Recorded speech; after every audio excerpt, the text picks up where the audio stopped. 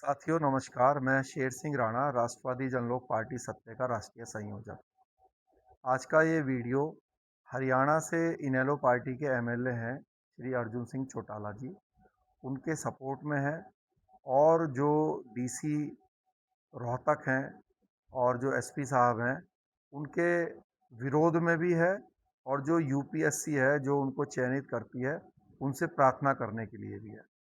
तो मैं आपको बता देता हूँ कि क्यों विरोध है और क्यों अर्जुन सिंह चौटाला जी का सपोर्ट है। मुद्दा ये है कि अभी 2 दिन पहले इनेलो पार्टी के जो एमएलए हैं अर्जुन सिंह चौटाला जी अपने पार्टी कार्यकर्ताओं के साथ डीसी साहब को ज्ञापन देने के लिए गए किसानों की समस्याओं को लेकर और जो दूसरी समस्याएं हरियाणा में हैं। लेकिन करीब 4 घंटे तक इंतज़ार कराने के बाद भी डीसी साहब जो है अपने चैम्बर से निकलकर ज्ञापन रिसीव करने के लिए नहीं आए, जिसका परिणाम ये हुआ कि इनेलो के कार्यकर्ताओं को जो है गुस्सा आया। उन्होंने विरोध दर्ज कराना शुरू करा और जब वो बाहर आए इतना इंतज़ार कराने के बाद भी, तो फिर उनमें आपस में हॉट टॉक हुई।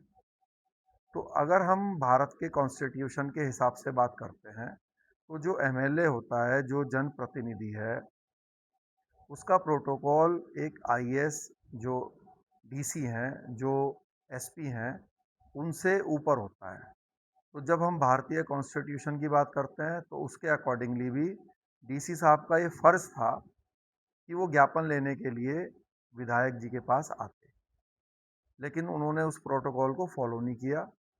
दूसरा, अगर हम सामाजिक दृष्टि से भी इसको देखें, तो सामाजिक सामाजिक दृष्टि से भी अगर मान लीजिए अर्जुन सिंह चौटाला जी एमएलए ना भी होते, तो भी अगर कोई व्यक्ति या कोई संस्था, कोई सामाजिक संस्था, कोई राजनीतिक संस्था अगर किसानों को लेकर, स्टूडेंट्स को लेकर या किसी भी मुद्दे पर समस्याओं को लेकर ज्ञापन देना चाहता है, तो डीसी साहब को क्या समस्या है उस ज्ञापन को रिसीव करने के लिए। ये मेरा निजी एक एक्सपीरियंस है, क्योंकि हम भी एक राजनीतिक पार्टी को चलाते हैं। राष्ट्रवादी जनलोक पार्टी के माध्यम से हम कई बार किसानों की समस्याओं को लेकर, स्टूडेंट्स की समस्याओं को लेकर या अलग-अलग समस्याएं जो देश में होती हैं, उनको लेकर जब भी ज्ञापन देने के लिए जाते हैं, देश के अलग-अलग ज़िलों में, तो ये देखने में हमेशा आया है कि वो लोग ज्ञापन लेने में आनाकानी करते हैं और खुद तो रिसीव करने में अपना अपमान समझते हैं।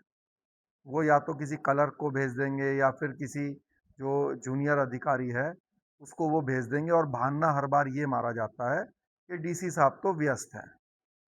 तो हमने कई बार ये भी रिक्वेस्ट करी कि ठीक है, हम 4 घंटे, 5 घंटे वेट करेंगे।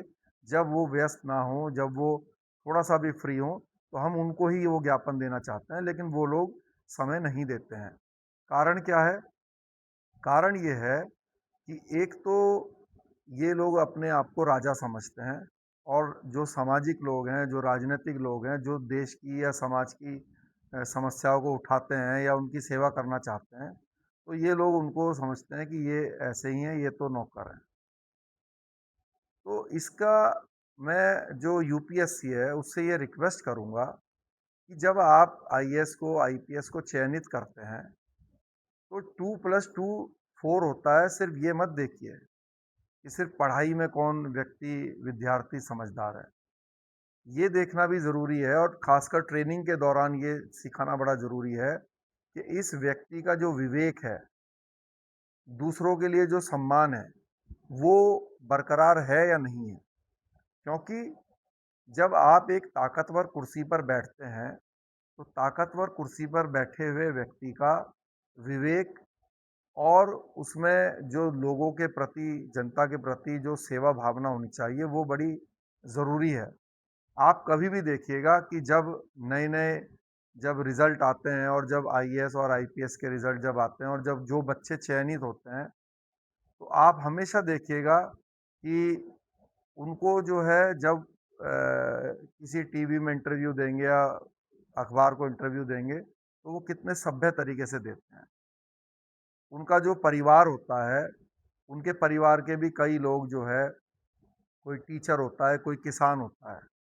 कोई आपने देखा होगा कई बार ऐसे बच्चे भी निकलते हैं आईएएस, आईपीएस में कि जिसके फादर जो है कोई टैक्सी ड्राइवर है, कोई समोसे बेचता है, कोई छोटा-मोटा काम करता है और उनको जो उनके परिवार के लोग होते हैं, जब वो टेम्पू चलाते हैं, तो उनको भी पुलिस वाले का जो सिपाही होता है, वो भी कभी सड़क पे थप्पड़ मार देता है, उससे बेवजह बदतमीजी कर देता है।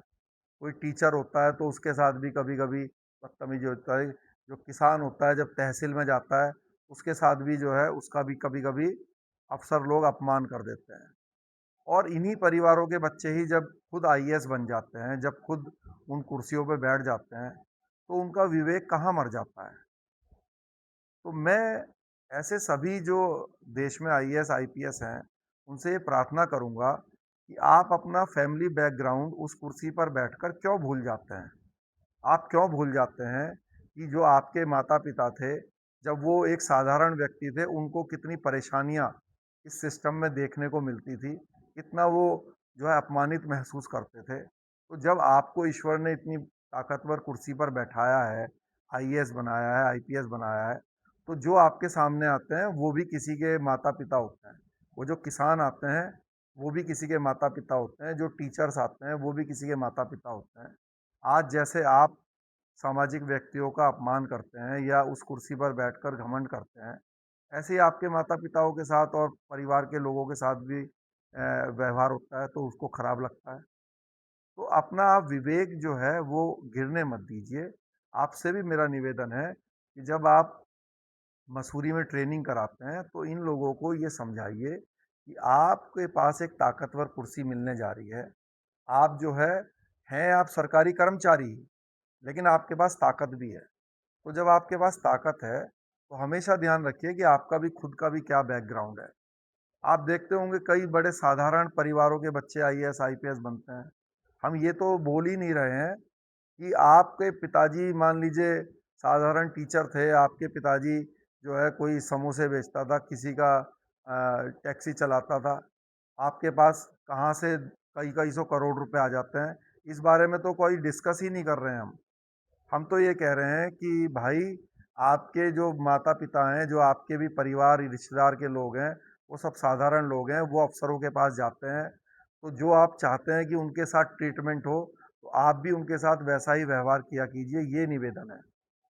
अर्जुन सिंह चौटाला जी तो प्रोटोकॉल में एज़ ए एमएलए एक डीसी से, एक एसपी से बहुत ऊपर हैं। तो कम से कम जो है आप जनप्रतिनिधियों को भी सम्मान दीजिए और जो सामाजिक लोग हैं, जो सामाजिक संगठन चलाते हैं, ज्ञापन ही तो दे रहे हैं। कोई आपसे लड़ाई झगड़ा नहीं कर रहे हैं, कोई बदतमीजी नहीं कर रहे हैं। आप ऐसी सिचुएशन क्यों क्रिएट करा रहे हैं अपने ऑफिसेज़ में? तो हम इस मुद्दे पर राष्ट्रवादी जनलोक पार्टी पूरी तरीके से अर्जुन सिंह चौटाला जी के साथ है और मैं देश के सभी राजनीतिक लोगों से रिक्वेस्ट करूँगा कि आप लोग इस बात को देखकर खुश मत होइए कि अर्जुन सिंह चौटाला जी के साथ किस तरह से अपमानित व्यवहार किया वहाँ पे एसपी साहब ने या डीसी साहब ने। आज उनके साथ हुआ है, कल आपके साथ भी होगा। और जैसे आईपीएस एसोसिएशन ने इसका विरोध किया है, सभी राजनीतिक दलों को भी अर्जुन सिंह चौटाला जी का साथ देना चाहिए और ये सरकार को मैसेज देना चाहिए कि प्रोटोकॉल को फॉलो करें सभी अधिकारी और जो एक आम कार्यकर्ता, आम व्यक्ति भी अगर ऑफिस में जा रहा है तो उसको ये लगे कि भाई ये मेरी बात यहाँ पर सुनी जाएगी और यही सरकार का कर्तव्य भी है। तो मैं सभी से रिक्वेस्ट करूँगा कि हमेशा राजनीतिक व्यक्तियों की गलती नहीं होती है।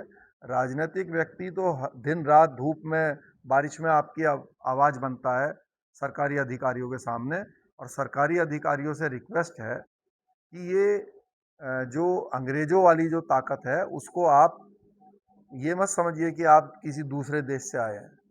आप भी यहाँ के नागरिक हैं, आपका कर्तव्य है कि सेवा करें। बहुत-बहुत धन्यवाद और अर्जुन सिंह चौटाला जी, आप बिल्कुल भी आप अपने आप को अकेला मत समझिए। राष्ट्रवादी जनलोक पार्टी पूरी तरीके से हरियाणा प्रदेश में आपके साथ है। बहुत-बहुत धन्यवाद। हम हैं राष्ट्रवादी।